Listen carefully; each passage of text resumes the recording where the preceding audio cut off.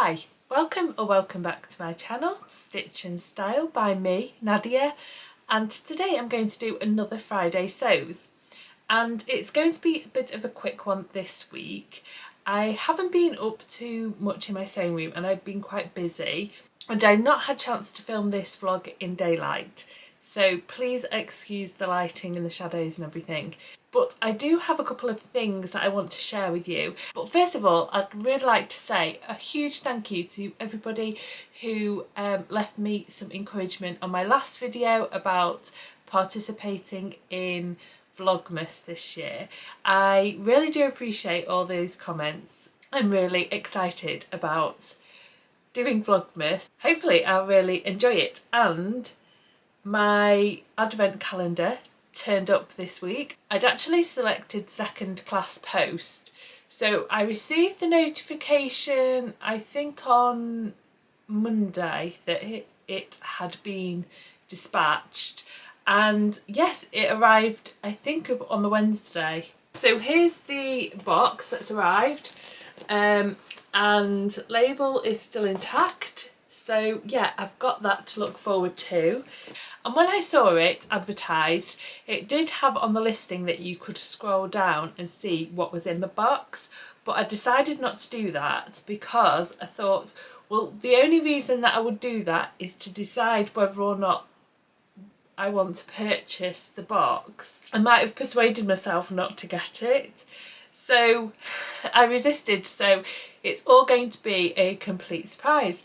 Although I do know that there is fabric inside the box, so that's quite exciting. That was one of the things that tempted me to get this box, because of the idea of having fabric in it. In terms of sewing, the first thing that I got finished was my husband's shirt. So I'm so thrilled with how it's looking, so I will show it you now. It's actually a little bit crumpled, so because I've got it hidden in my wardrobe. So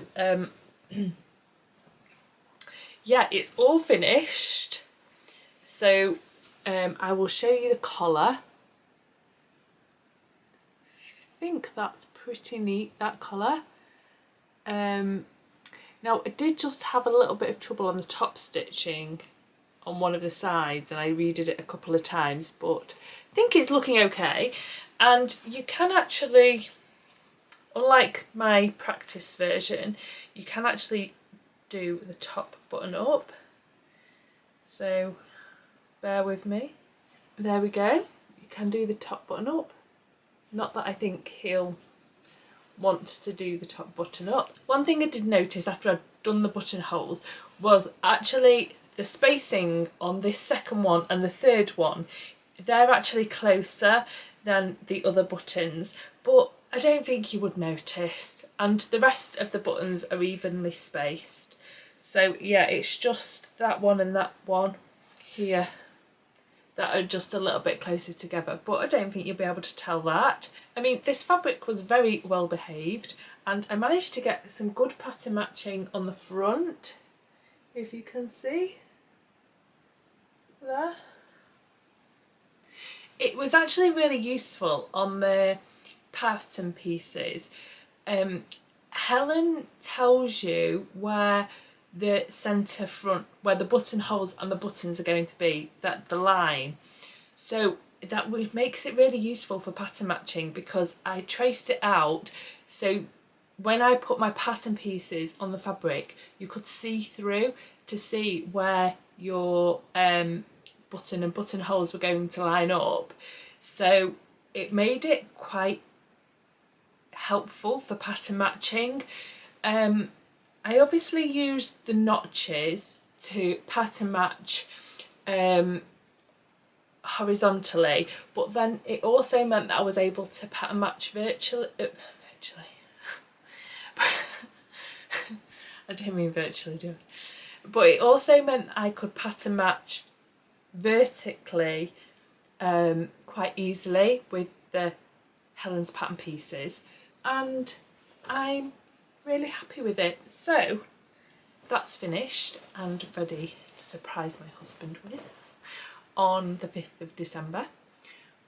and hopefully I'll be able to get some footage during Vlogmas with him wearing it. Oh, so that was the Cameron button-up by Helen's Closet. It's a gender inclusive and size inclusive pattern. So that's what I finished there. I'd already cut out this Elysian bodysuit.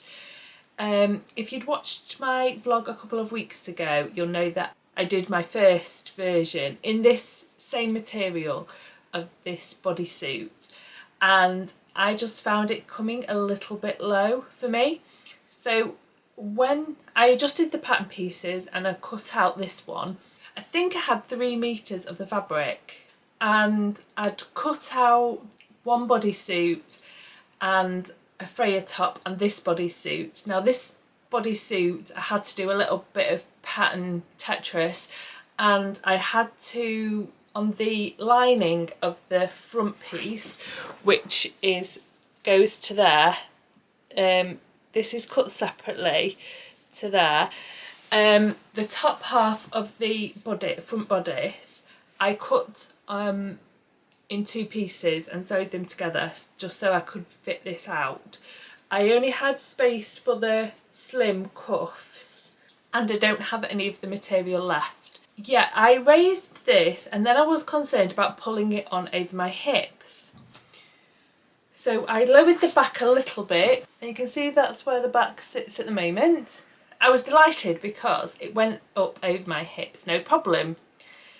But the issue that I've had is actually getting my arms in it and my shoulders in it without stretching it. And the first time I put it on and I tried to put my arms in the sleeves, I heard a rip, rip, rip sound, and some of my stitching had come out. So I decided to top stitch it just to reinforce that seam. But yeah, I did it again, and I've only worn it once. So I think what I'm going to have to do is I'm going to have to put the poppers in the bottom, in the crotch, so then I can pull it on over my head. I had been trying to avoid doing poppers because I've never done them before and I found them a little bit scary, plus I didn't have any poppers as well, so I'd been putting off doing it, and you know what it's like when you've got to tackle something you've never tackled before and you're a little bit scared about it. You have to kind of psych yourself up to take it on. So yeah, I'm going to be having to do a little bit unpicking, and I might have to use a different fabric in order to put the poppers in, but I'm definitely going to do that. So this week I purchased the Prim Vario pliers, which I've heard lots of good reviews of, and some of the Prim snaps, and I'm going to get on to make that adjustment to this bodysuit. I think aside from that it's almost perfect, but this here around this bit on my arm is quite tight on me, and when I take off the bodysuit I can see where it's just the indentation of where it's been sitting. Now it's not uncomfortable, but I think it could be a little more comfortable, if you understand what I'm saying. So yeah, I'm just going to add a little bit of width on to the bottom of this. I think the rest of the arm's fine, but just here is just a little bit tight on me. But I really like how it sits now at the front. I think it's low without being too revealing, and I can kind of bend over without anything showing. The other thing that I did was do a bit more of a sway back adjustment, and it is looking a little bit less like I've got excess fabric on my back, so happy with that too. And it also feels like it's less likely to fall off my shoulders, I think just by raising this neckline. A few more tweaks to the pattern and putting the poppers in the crotch, and I think it's going to be perfect. So I will let you know how I get on with using the poppers for the first time. In terms of my next project, and I said that I wanted to do a dress for going out, and this is a dress that I've had planned for a while, and when I was trying to decide what dress to make, I thought, I've got the material, I've got the pattern for this, and it is something that I would like to try, and it is a bit more of a going out type dress, so I thought yes, I would try this one. It has been inspired by a dress I used to have and I used to go out in quite a lot, and I'd been looking around for a pattern that I could use to replicate it, and I didn't actually find many patterns that were kind of the look that I was going for. And this pattern, now it's not size inclusive unfortunately, it's one by Charlotte Can, the Elskan dress. It only goes up to a size 16 in American sizes, and the size 16 is a bust 42, waist 35 and hip 45. And I'll put up a picture of how it looks.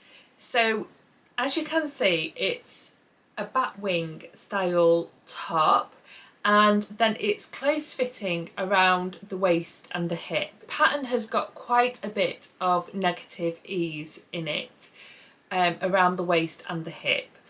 So I've printed out both the sizes 10 and 12, and I'm going to grade between the 10 at the bust and the waist, and then the hip of the 12. So on the hip, the finished garment measurement for a size 12, which is for a body size of 41.5 inches, is 36 3/4 inches. So as you can see, you need kind of a stretchy material. It says at least 50% crosswise stretch, and they recommend at least 5% elastane. So the material that I've got for this dress is this bamboo jersey, and it's just plain black, and it's kind of lightweight and you can see through it, but it's a lovely quality and it's got quite a lot of stretch, and I think it's 5% elastane and 95% bamboo, and this was from First for Fabrics, so it's definitely got 4-way stretch on that. Hopefully I've got enough, although it doesn't feel as stretchy that way, so I might have to cut the pattern pieces out that way to allow for stretching across my hips. So we'll see anyway. And I think it'll make a really nice dress to wear with tights to go out for dinner and things. So yes, that's my plan, and it's a little bit different. I do like a woven dress, but I think this dress is going to look really special, hopefully. That's a definite plan. So I've printed out the PDF and I'll just have to stick that together first. So I'll be getting on with that maybe tomorrow night. Now the other thing that I wanted to mention to you was I have booked on a sewing course, and that's to make jeans, and I booked on for that, and it's not happening until February next year, but it's part of my birthday present that my husband's given to me. So he asked me this year what I would like for my birthday, so I said that I would really like to do the jeans making workshop. Now I have actually paid for the workshop myself, but my husband's paid for us to stay in a lovely hotel for 3 nights while I do the jeans making workshop. I did have a big dilemma over what jeans pattern I should choose, and I couldn't decide whether to go with skinny jeans or a more rigid denim. Now, I do like to wear skinny jeans, but I think they're more of a thing that I wear to go out and not every day. And every day, like the jeans I'm wearing today, these are a rigid denim, and I do just prefer them for everyday wear. So I thought if I wanted to make jeans, I wanted to make the jeans that I would wear the most often and get the most use out of. So I decided to get the Dawn jeans pattern. You had a couple of choices over which pattern that you could choose, and I decided to go with the Dawn jeans because they have a few different styles of jean, and they do a high-waisted one with a tapered leg, and that's exactly what I'd like to go for, is a high-waisted jean with a tapered leg. And you get that pattern as part of the course. You do have to buy your own fabric, but you get a 20% discount on the fabric that you choose. So I chose this denim. It's one that was actually in the kit by Guthrie and Garney. Oh yes, I forgot to mention, the jeans making workshop is at Guthrie and Garney, and it comes highly recommended to me. And this is the same denim that was used in their kits that they did. They did a jeans kit and they had the Dawn jeans in it and this denim, and I decided to go with the same denim that was in the kit. So it's a cone mill raw denim. So and you can see that lovely selvage there, and this lovely indigo colour which will fade, and I like the sound of how the denim like relaxes as you wear it and wash it, and fades. I absolutely love wearing denim. I'm going to have to cut out my jeans before I go to the workshop, but I do get a one-to-one session with the tutor to kind of talk through what size to cut out and what alterations I might need to make to the pattern. I've already got a good idea of some of the alterations I'll need to make. I'll definitely need to make a sway back adjustment, maybe add some length to the rise as well, maybe do a full seat adjustment, and I don't know whether I might need some adjustments on the leg. I have got quite a wide calf, so maybe I might need to make some adjustments there too. So that's going to be interesting, and I'll hopefully be sharing my jeans making journey with you. And talking about jeans, I know my favourite pattern designer, Helen's Closet, has just released the Brook jean. I've purchased that while it was in the introductory offer. I think I have all of Helen Closet's pattern, not that I've made them all up yet, but I want to try and do that. So I think I'm going to be doing quite a lot of jeans making next year. So that's all I've got to share with you this week. I hope you found that interesting, and I hope all your sewing is going really well. A big thank you to all my subscribers, everyone who watches and comments on my videos. I really do appreciate it, and I'll see you next week. Bye!